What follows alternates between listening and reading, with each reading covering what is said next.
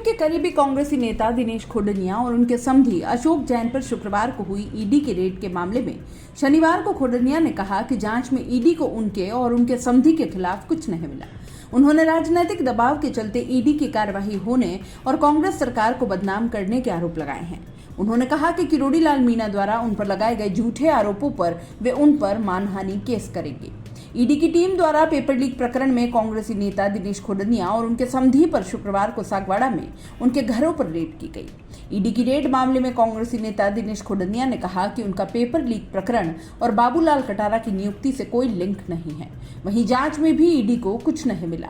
ED ने जो भी सवाल उनसे किए उनका उन्होंने पूरा जवाब दिया है। उन्होंने ईडी की कार्रवाई को राजनीतिक दबाव से प्रेरित होना बताया। उन्होंने कहा कि भाजपा की ओर से कांग्रेस पार्टी और उनके नेताओं पर दबाव बनाने के लिए ईडी और इनकम टैक्स जैसी एजेंसियों का दुरुपयोग किया जा रहा है। उन्होंने कहा कि बाबूलाल कटारा और भूपेंद्र सारण की गिरफ्तारी को इतना समय हो गया, अगर उनके खिलाफ कोई सबूत मिले थे तो ईडी ने पहले कार्रवाई क्यों नहीं की। विधानसभा चुनाव से ठीक पहले हुई कार्रवाई राजनीति से प्रेरित लगती है।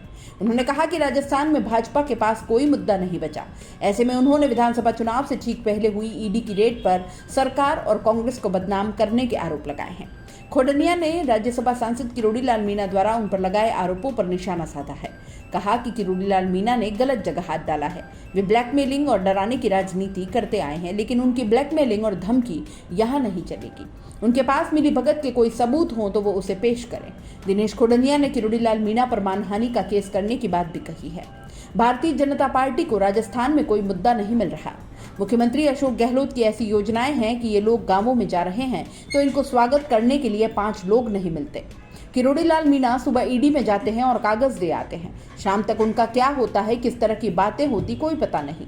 राजस्थान में कई मीणा अधिकारी किरोड़ी लाल मीणा से दुखी हैं। मीणा का काम धमकी देने और ब्लैकमेल करने का है। इससे जयपुर और वहां के लोग डर सकते हैं, लेकिन उनको पता नहीं कि मैं वागड़ की उस धरती का रहने वाला हूं जहां मोहनलाल सुखाड़िया, हरिदेव जोशी, भोगीलाल पंड्या और गौरी शंकर पंड्या देश की आजादी के लिए गोली खाने सड़कों पर उतर गए थे।